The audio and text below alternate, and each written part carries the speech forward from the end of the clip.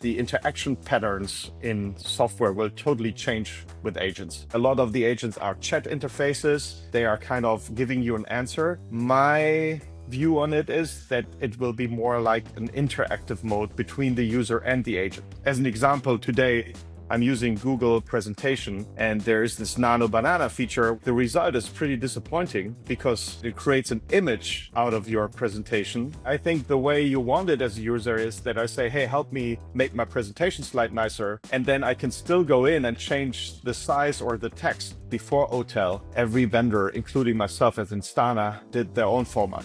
And OpenTelemetry actually was the first approach to standardize this format. If you look at a lot of vendors, they say we support OpenTelemetry. What that means is that you can send them OpenTelemetry data. They take that data and convert it into their internal format. What we have built is the data is always OpenTelemetry because all the models by default understand the format and therefore can really work with it, similar to what they can do with code. How do you think about the career path in sort of software engineering today, and what's a good thing for someone to do today if they're sort of early in their career? Yeah, so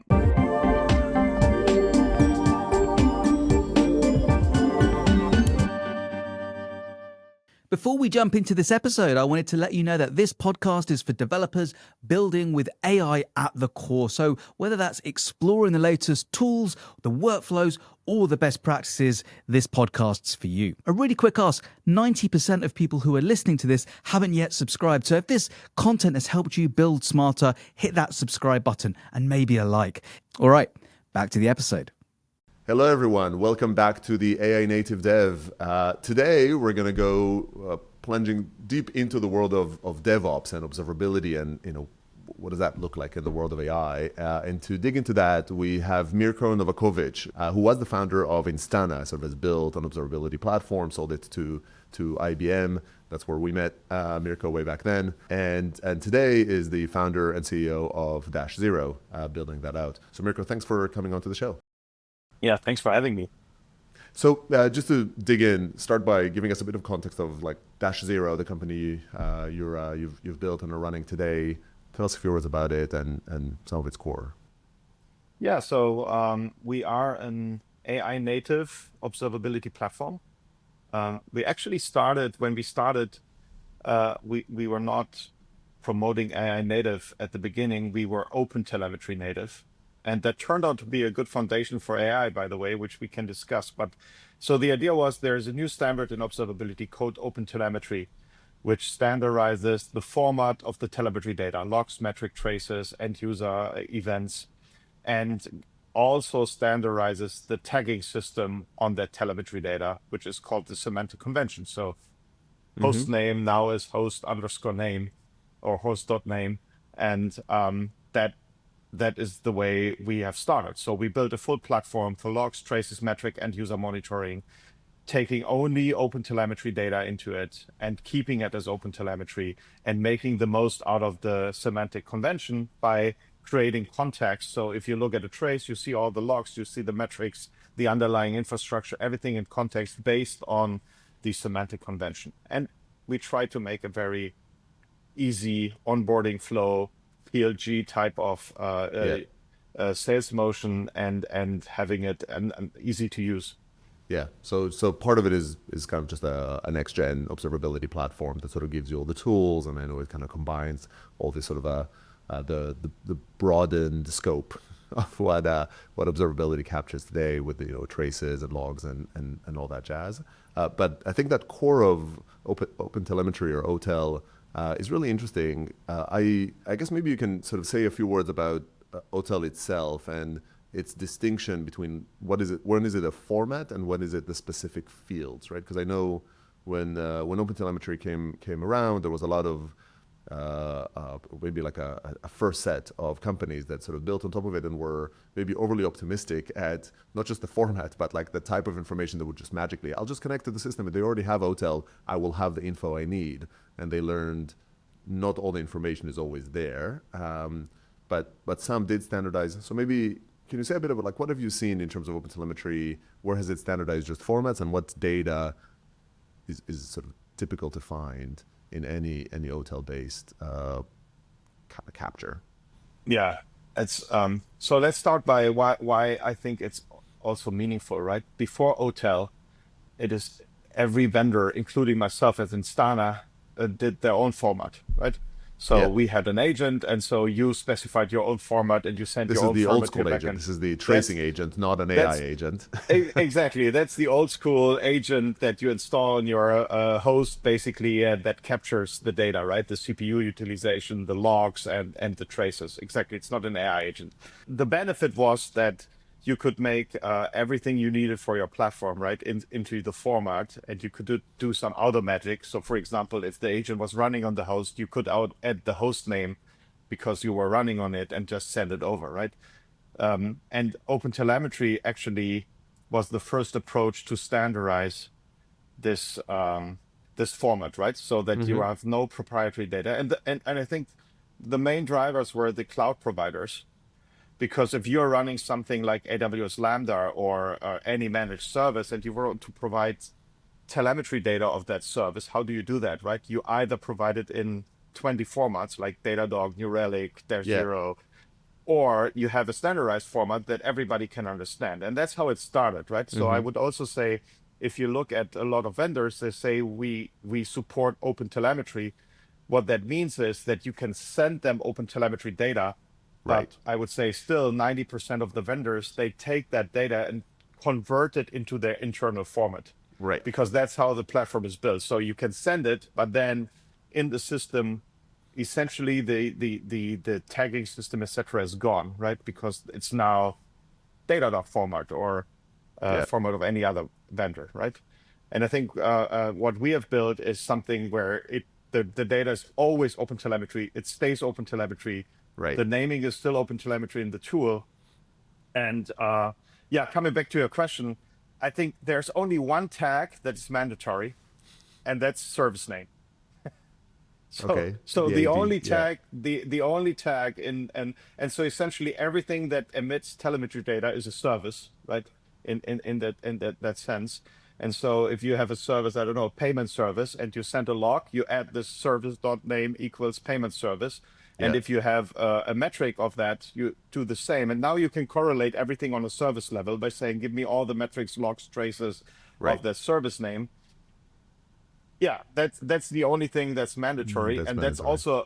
that's also a bit of a problem, I would say, for vendors, because we also see that a lot of the data we get from customers at the beginning does not have all the information that would be needed. For example, if you now ask, give me all the logs of that pod or that host, if that log does not have the pod name and the host name as a tag, we can't do it, right? Right. Because again, going back to proprietary agents, there we could add that information to the log or Yeah.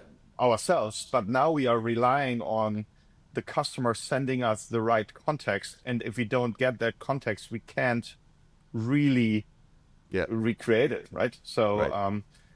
there are companies like Oligarden are only focusing on quality of telemetry data, right? They actually look at data and then they will tell you, oh, by the way, here we see it's running Kubernetes, but we are missing the Kubernetes cluster name and the pod Yeah. name, and so we can give you hints of doing better, right?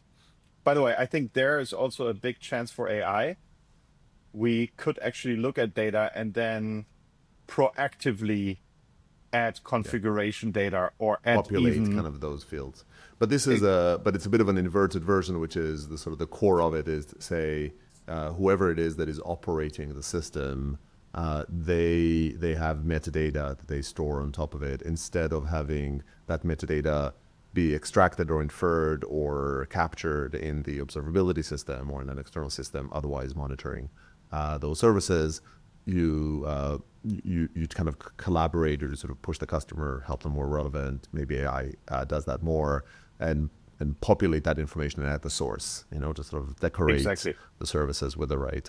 Exactly. We for example also built an open source project, a Kubernetes operator, and by using that operator, we do all that configuration stuff for you. So if you Yeah. use that operator, we will essentially make sure that all the telemetry data has the right Kubernetes information, host information Right. set, and we also auto-inject the agents, for example, to Java or Node.js into your Yeah. runtimes on the fly, right? so that you get all this. And Agents that is works such a with confusing word right now. Like again, these are agents. It These is. are not the AI agents. These are the observability agents, the sort of the Exactly, instrumentation exactly. agents of the. Yeah. Really like we. I don't know how we got ourselves in this trouble, but today in observability, you definitely have ambiguity around the word agent. Or insecurity, right? Yeah. That's true as well. So, I mean, at this point, listeners might be a little bit like, "Isn't this an AI startup, an AI podcast?" Yeah. You know, like, what's going on here? So, you know, you mentioned that OTel proved actually kind of quite useful when it came to agents. Like, tell us a bit more about that. Like, why was it useful? It was useful. I think it started by when these LLMs came out and we started experimenting with it, that we saw that we get really good results with those platforms like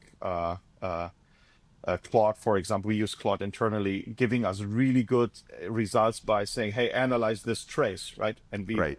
put in a trace, which is literally a text format of tags, right? Yeah. Which is specified by OpenTelemetry. And now the thing is, because it is actually open source, it's openly documented, it's an open standard, all these models are trained on the data, and they literally understand that host.name is a host name, and they can start basically understanding the context, getting what is HTTP status code 404. You then know that it's actually a problem, right? And now it can really analyze these things. So OpenTelemetry turned out to be really useful because all the models by default understand the format, understand OpenTelemetry, and therefore can really work with it, similar to what they can do with code, right? Right. It's like, it's a text structure, text format, very well specified. It has a syntax, it has semantics. And so it can actually really do interesting things and analyze telemetry data. I mean, we were really impressed by the output, right? And this is still format oriented, right? Because there isn't, I don't know at least of any kind of big bodies of telemetry data, even open telemetry data, that are just available for the LLMs to train on. Generally, I think in the world of DevOps, like traces, you know, everything you collect, even in -0, it's in your system. It's not published anywhere, unlike maybe like GitHub for a code. It's not published. There are a few repositories where you can find a large amount of logs and spans as examples, right? Yeah. But people by just the way, post it as like what they custom created, or is it like donated logs, you know, from donated. It's kind of donated. Yes, it's kind of donated. And by the way, a funny story is when we started, there is a OpenTelemetry sample application, also open source, and the sample application has very well documented problems in it, right? Right. Different types of errors. And when we started with LLMs, we asked the LLMs about problems in that sample application because it was running. It always gave us perfect answers. And we were super excited at the beginning, but it turned out the LLM was also trained with the problems on documented the on the actuals. So it could do it because it could cheat the test. It could cheat the test because it knew the problems up front, right? So results were amazing at the beginning, but then we figured out, okay, it's actually not that amazing with other things. And then we kind of connected the dots that it was already trained on the documentation of the problems, right? So I guess drilling into that a little bit. So like the LLMs were naturally better. You know, that was like a nice kind of benefit of choosing open technologies that the LLMs came pre-made or pre-ready to process open telemetry data. Is that they're not very good at analyzing traces. They're not very good at like understanding time series data. They don't, you know, the volume of data a little bit is there. I guess on those fronts, like OTel, not OTel, like that doesn't terribly matter, right? Or like, I guess, what has been your experience in terms of like the native support of like just drop this trace in into whatever Claude or ChatGPT and get some result? I think there are two separate problems, right? One is you have one trace and there's a problem in it, right? An erroneous span or something.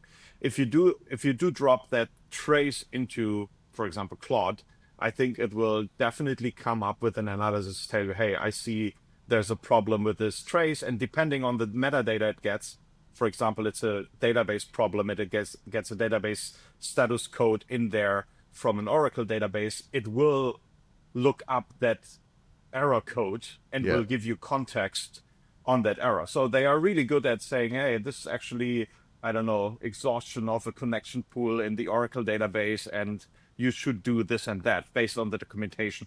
This is essentially what you would do as a human, right? You would see that code and then search for it, and it does the job for you. Where it is not really good if you have thousands or millions of traces to figure out anomalies inside of it. Because they can't really do that large amount of data, right? The volume. So what you have to do there is you have to provide the agent. If you build, now we are talking about the AI agent. You have to give the AI agent the right tools to do the analysis, right? So we have a functionality, for example, called triage. What triage does is it compares, you give it 1 million traces and asks, is there any anomaly in it for erroneous traces? And it would look at all the tags and would tell you, oh, the ones with the error always have this customer ID as a tag, and then it will return that result. And now we provide that tool to the agent through an MCP server, right? And the agent can now, the AI agent can now use that tool, that triage tool, right? And it will use it, right? Autonomously, it will say, okay, there's a problem. Let's figure out if there are any anomalies. So let's use that triage feature. So yes, you have to build your API essentially in a way that it works for the agent and that the agent can use it. To be consumed. So I think maybe let's delineate. So we want to talk a little bit about sort of the way in which AI meets observability needs and sort of that type of analysis. And I think there are sort of 3 pillars here to talk about. One is what we started talking about here, which is more the kind of AI powered, like how do you use AI and agents to be smarter, right? To sort of offload more of that work, provide good functionality. The second is about agent as a consumer, and I think you started now talking about the agent will consume. So I want to disambiguate a little bit of which agent is that? Is it your agent or is it like a client's agent? Yeah. And then maybe we go a little bit more philosophical, talk about sort of product and talk about scope and the likes. So maybe let's start. So we started, like digging a lot more like the LLMs can do this, it can do that. So why don't we talk, like you have a bunch of agent-powered observability. I don't know how you call them. I'll let you say that in a second. But under the mantle of Agent Zero is the capabilities. So tell us about that. Like, what are useful things to do today with AI when it comes to this world? I mean, when we started, Agent Zero was just one AI agent, but then over time we figured out that there are actually a lot of use cases where AI agents make sense. And now Agent Zero is just a platform for agents, and we have different ones. And I think the most prominent in the whole space, there's also a category, AI SRE agents, is essentially troubleshooting, right? I mean, you get a call 3 a.m. in the morning, there's an outage, you have a problem, and now you want AI to support you figuring out what the problem is, right? And it turns out they are actually pretty good at it. So that's the SRE agent. We call that agent the seeker. So it's an agent. We give every name and every agent a name, and so that's the seeker. And the seeker is essentially the troubleshooting agent that helps you with any kind of problem, figuring out in the data what the root cause of the problem is. Right. So it would tell you. And this is, I guess, the root of the root cause analysis agent. Is it mostly about sort of discovering the data? Is more about analysis? I guess, what would you say are the sort of the core competencies of that agent? I think it must do both, right? First, it must understand the underlying system and the dependencies, because it's the agent literally has to figure out where to look at, right? Yeah. And then it's about digging into the data and figuring out if it's a log or a span or a metric that is the root cause of the problem, if there's any correlation, right? So it's a step of things, right? Normally you would see the agent figuring out, okay, which services are affected of the problem and what is the underlying infrastructure. And then it would ask our server, give me the spans and logs, the erroneous logs of that service, and give me the CPU time of that underlying Kubernetes pod. And so it gathers all the data, analyzes it, and tries to narrow it down, right? So that's essentially how these RCA, root cause analysis agents work. Right. And again, they work pretty well, right? Because most of the errors are text-based, and it's easy for an agent to look at the data and figure out what to do next. Yeah, I think the domains that are sort of getting the most success are sort of the very text-heavy domains, and this one definitely qualifies there. How do you think about, like, you built your agent? I'm sort of breaking my own sort of ordering there of the of the pillars and the of it, but talk about building your own agent. You're describing a sequence of actions. I can imagine, Claude Code or like any sort of other agent that I have myself going off and using tools to do these things and get the right steering. I guess, how do you think about building your own agent versus integrating into whoever it is that the customer has an agent? Why have your own, and do you think that's a long-term or short-term reality? It's something I'm not 100% sure of how it will work. So we do both, right? We integrate into agents like Claude Code or Cursor or whatever through our MCP server. So there the use case is, or the idea is, the developers inside of the IDE, essentially it's Cursor or something, and now they can ask a question, figure out the errors of that service in production and suggest me fixes in code, right? So it will connect to our MCP server, do the analysis that we just discussed, narrow it down, can then use the functionality of Cursor to match it with the right code and see if it could suggest a fix in the code, right? I think that's a natural kind of use case for a developer. Why would the developer log into a second tool? Why wouldn't you stay inside of the tool, right? So that's one sort of integration. But then there's the other use case that you get a Slack message or a PagerDuty message, and it says, hey, we have a higher error rate on your payment service, and you want to click on it and get a full analysis in context of the data, right? With the dashboards, with the spans, with the logs, you want to analyze it. And there the agent is inside of our tool. That's the agent 0 then. And it will guide you through the UI, right? And I'm just off a meeting with my product team because I do think that this is something we are working on right now, that the interaction patterns in software will totally change with agents. Right? Yeah. I think at the moment we are still at the beginning where a lot of the agents are chat interfaces and they are kind of giving you an answer. My view on it is that it will be more like an interactive mode between the user and the agent, right? Right. As an example, today I'm using Google Presentation, and there is this Nano Banana feature which says, hey, do you want me to update your slide? And I think the result is pretty disappointing because the result is that it creates an image out of your presentation. Right. And now the slide is an image. It is nice because it looks like, but now it's not interactable anymore for me as a user. You can continue right? editing it yourself. Exactly. And I think the way you want it as a user is that I say, hey, help me make my presentation slide nicer. And then I can still go in and change the size or the text, right? And that's the same for us. At the moment, the agent will tell you this and that is the root cause. Yeah. But what you really want is, I think, that it will show you, it will actually do the filtering and everything inside of the tool, will pinpoint to it. And now as a user, you can say, yeah, but I removed this error and now do the analysis again, right? Because I know that this problem is not really the problem. So it's more an interactive mode, right? I think that's something we are creating right now. So at the moment, we are still at this Nano Banana type of integration, right?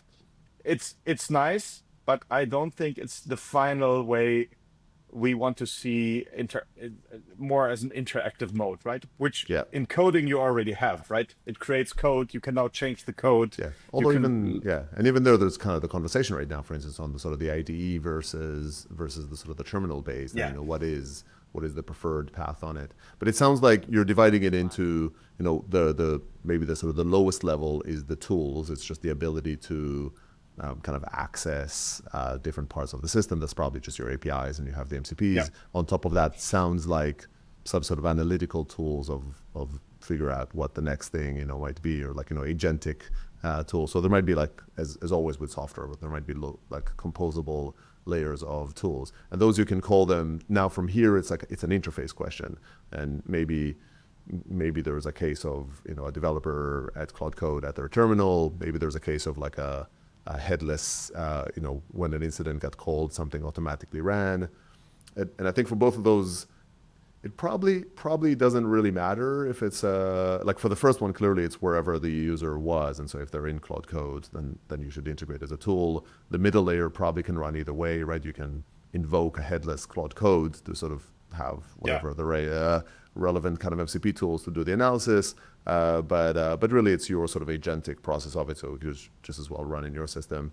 But the other part is if you're really in a, hey, I'm troubleshooting this, has the review exercise of like, how do I collaborate with the AI over here? And that's the part that's, I guess we're sort of most shaping at the moment. It reminds me a bit of, I had a conversation here with Meryl, the CEO and founder of Graphite, and we talked about reviews, and like to some extent, I think code review as it is done today, my opinion, a lot of that would be a bit nonsensical in the sense that you want the same reviews, the same questions to happen before. But review as an action of like reviewing the results of the AI's kind of coding is probably more fundamental than ever and will kind of continue to grow in importance. And so figuring out the right UX, what is it that you are reviewing, how is it that you're collaborating, is kind of an interesting question to sort out. Does that sound aligned?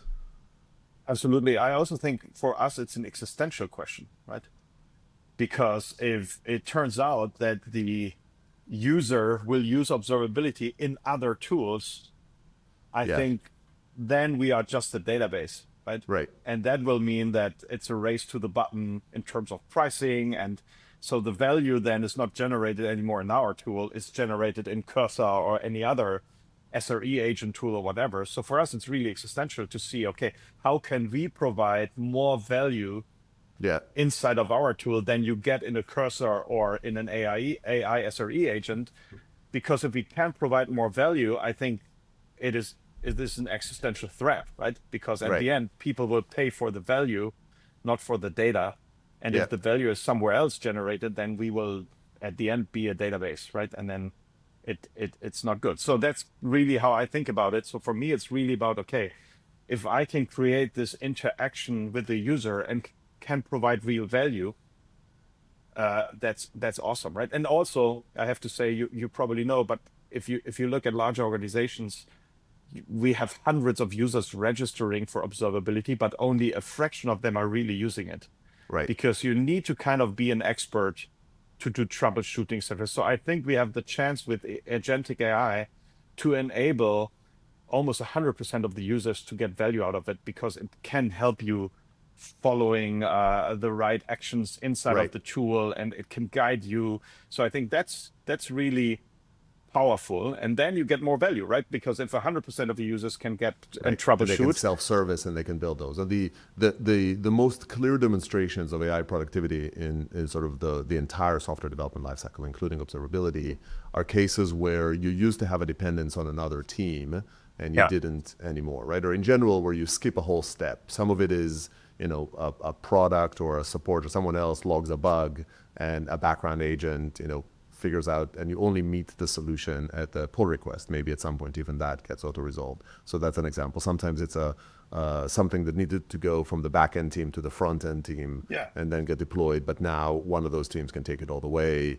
So, and so I think the opportunity that you're describing here makes a lot of sense, which is the more self-sufficient, the more sort of single owner can take it all the way through, the more productivity you get, and now the question becomes just like, what's the scope of the product and what value do you get from which tool? And there's a second, we just talked about the root cause analysis agent, but there's a set of other agents which I call it's mostly removing toil, right? It's removing tasks that you really don't like, right? And as a simple example is dashboards, building dashboards for a service.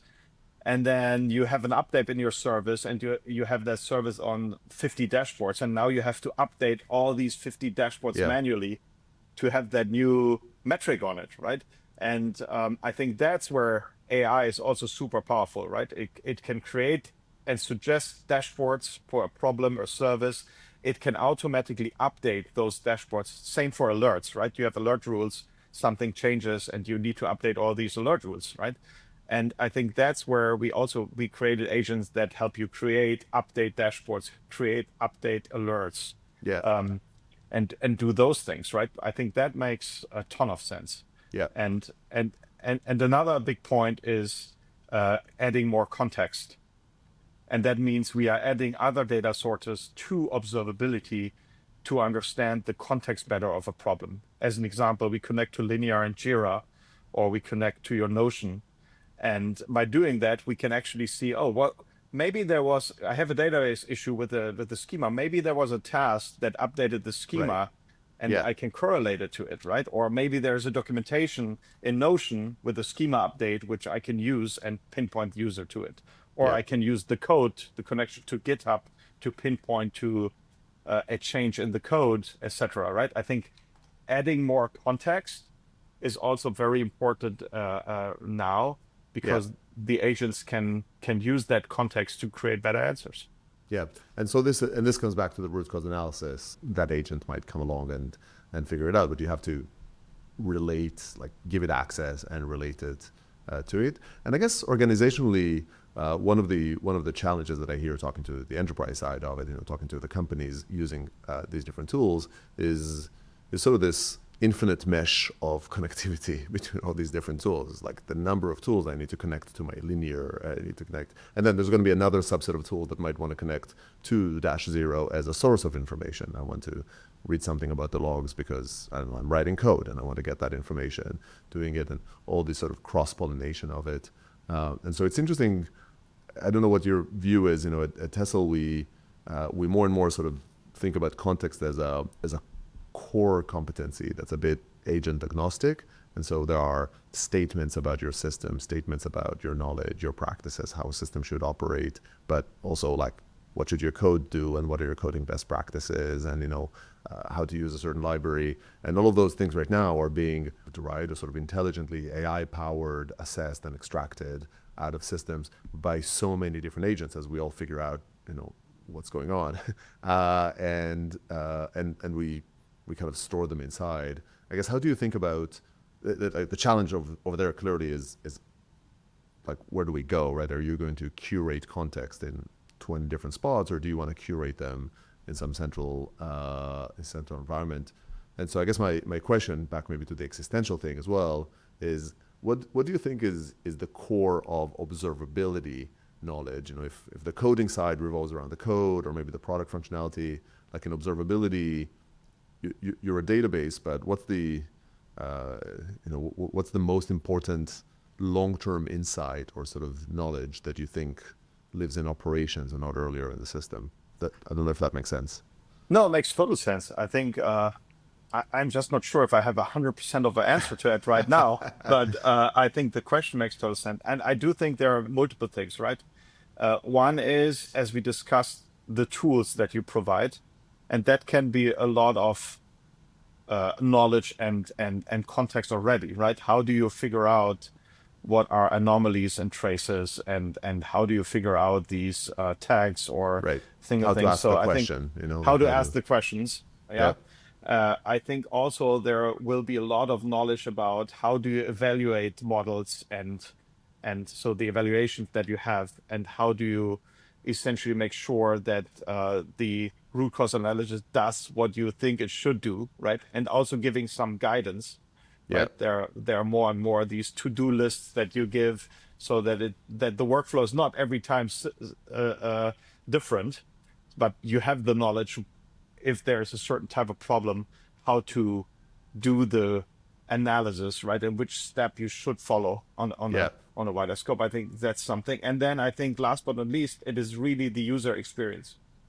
The way you integrate the agents into a collaborative mode, right? Basically coming from a single player mode also to a multiplayer mode, where at the end of the day, if you troubleshoot, you normally have these war rooms, right?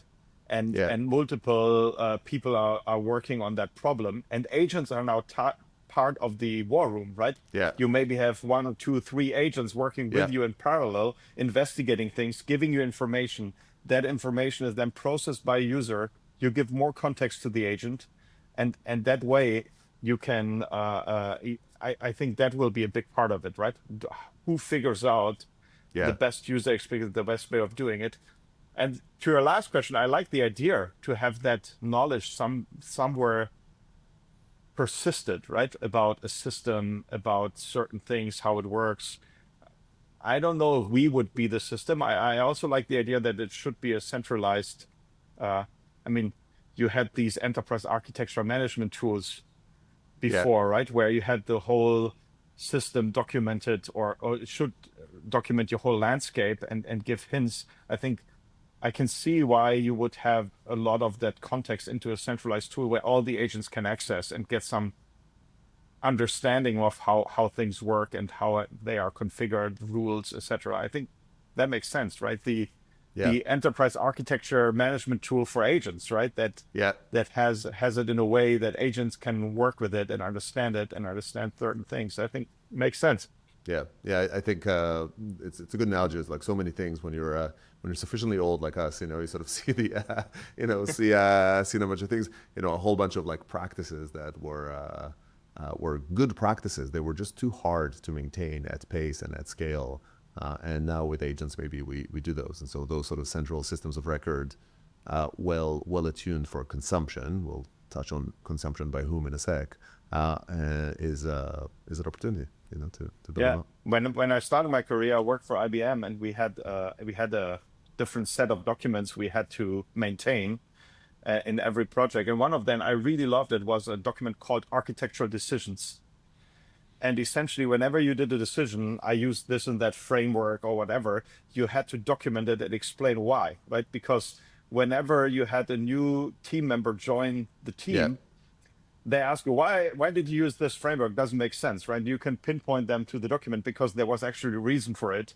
And once you read it, you understand. I think that's also would be good for agents, right? If they come in and say, oh, why did you do this and that? But maybe there's a reason for it. The agent cannot understand.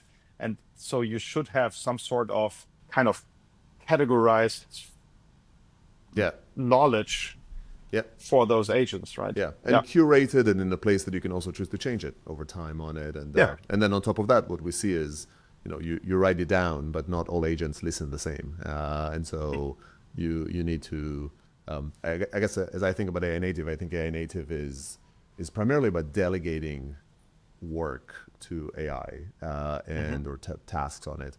And I think when you think about delegation, really the two things when you think about the human analogy that you need to do is, okay, did you equip the entity that you're delegating it to with enough information that it's sort of plausible that they will get it done right? Like, what is your intent? What is the knowledge around the system? So what information is available to them? And then two is, how do you verify their work? And so to me, that's basically context and evals. Those are like the two. So you have to have some means. The evals are clearly not going to be comprehensive, just like with humans. You're not going to know how to verify every single task that your employee did, because then like sort of pointless to have them. But you do need to sort of spot check, I guess, and sort of assess it. And so with the agents, like, here's the information. Did you listen? Did you understand? Right. You can force them to listen, but understanding depends on the model. So let's maybe talk a little bit about the human side. And to start that, if I talk about AI native, this was like a little bit of my definition. When we spoke about what is an AI native product, a lot of your focus was on this notion of building agent first. And so how do you think about the future of your product in terms of its primary constituency? Is it agents? Is it humans? How do you delineate the two? Yeah, the way we do now design of our product is really that we think of everything first in the perspective of an AI agent, right? And also what an AI agent could probably do with that information and how we can make life easier for the user then, right? So that's probably the most important things for us at the moment, is really always say, okay, can an agent do that work?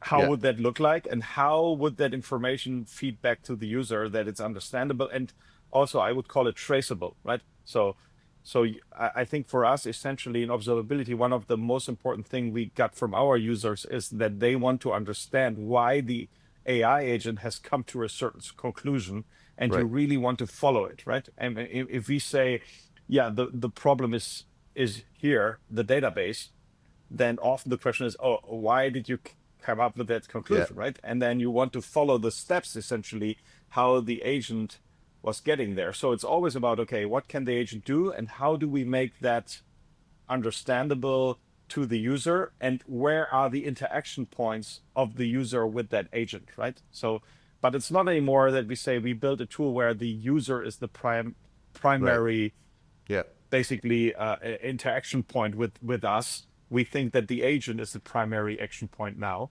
Yeah. It should do most of the work, and the user should just interact with the agent at points where the user has the knowledge to make the agent better, right? So the interface, I guess another way to sort of say this is, you think the primary UX for the user will be to interact with the agent, and Yes. and so there's like a layer of functionality that is aimed quite heavily at the agent to achieve this, and then for the user you have to solve for a different problem, and I guess some things go away. I don't know, is there an example that jumps to mind of like how this, I guess, kind of led you to build something a little bit differently, or Let's think of a very simple thing, a dashboard, right? For a service. So you have a service, a payment service, and a dashboard. It used to be the normal thing is you put on the red metrics where you show how many calls do you have to that service, what was the response time, how many errors did you have. And I think today the primary information we give you on a service is a textual description of the status of the service.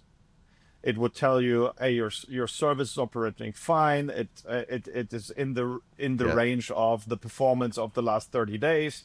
But we found 2 errors which came up recently that we haven't seen before, which are suspicious. And then you say, okay, let's investigate them. And then from there, so you're not looking at charts or anything anymore. You're looking at that. And then the next thing is that you interact with the agent. You say, okay, investigate those problems for me. And so now it jumps to the, let's say, to the trace view and analyzes, already set all the context, right?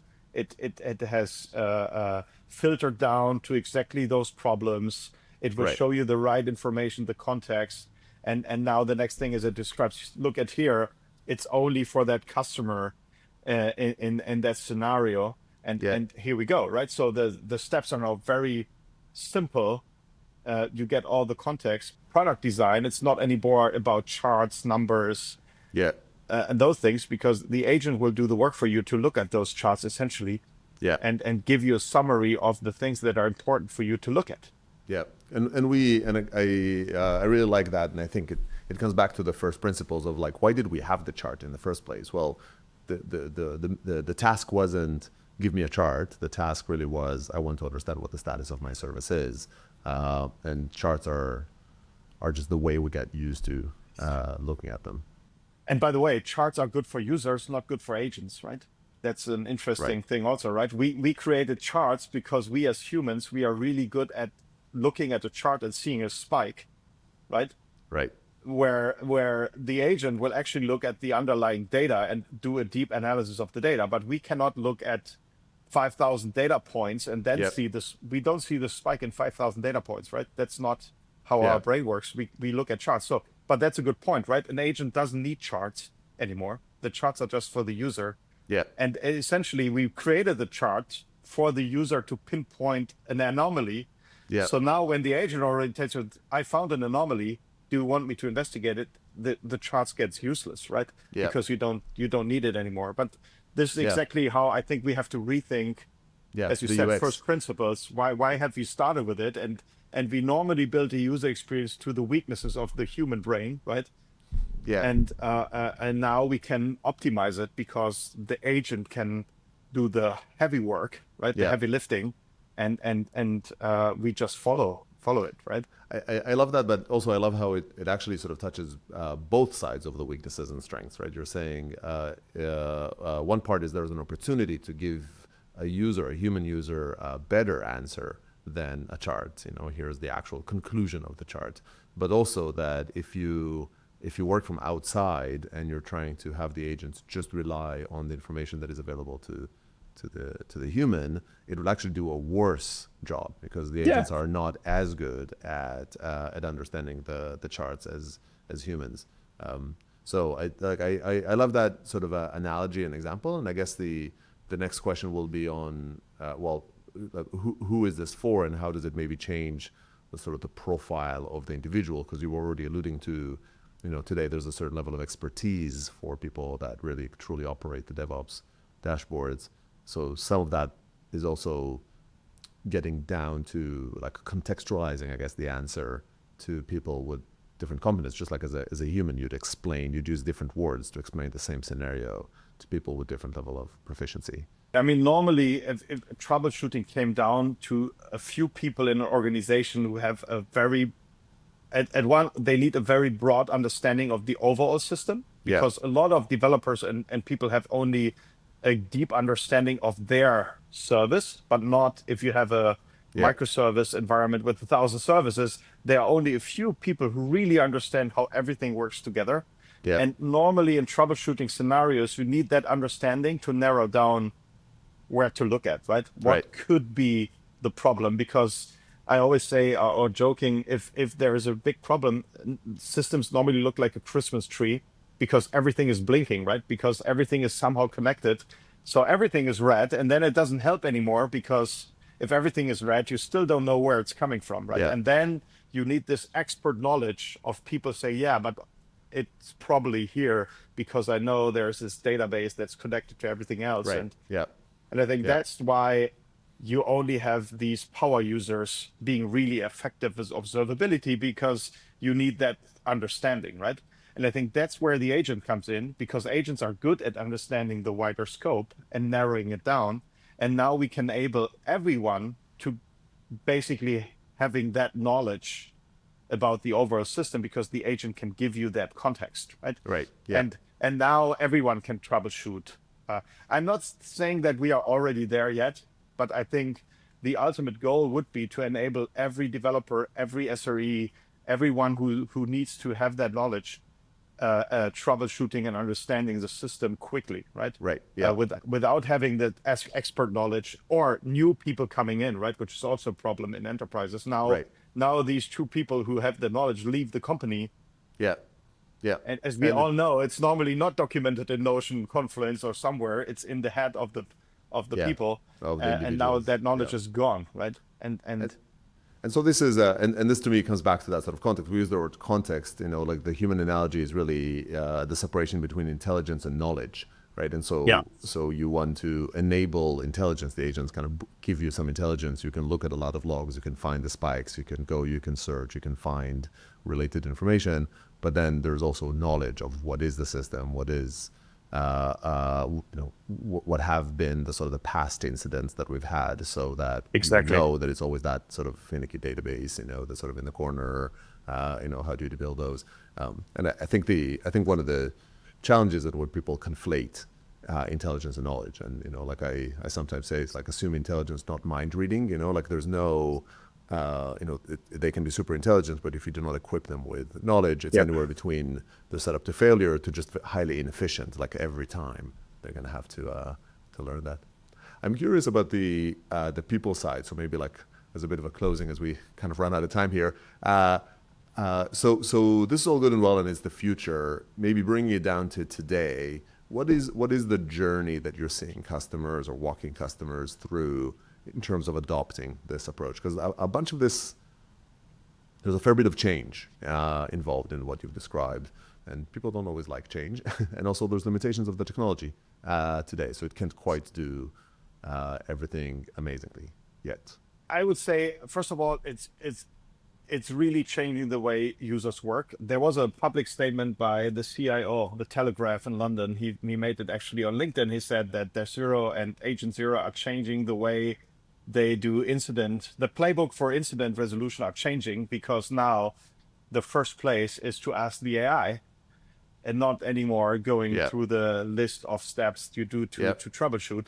And so I think so the agents are already changing the way we do incident resolution, etc., because they are super helpful, right? Probably also how coding agents are changing the way we code. We probably first ask an agent to do a suggestion and then we iterate with it, or how we do a post on LinkedIn, first ask Gemini or whatever, right? So I think that's already happening for sure.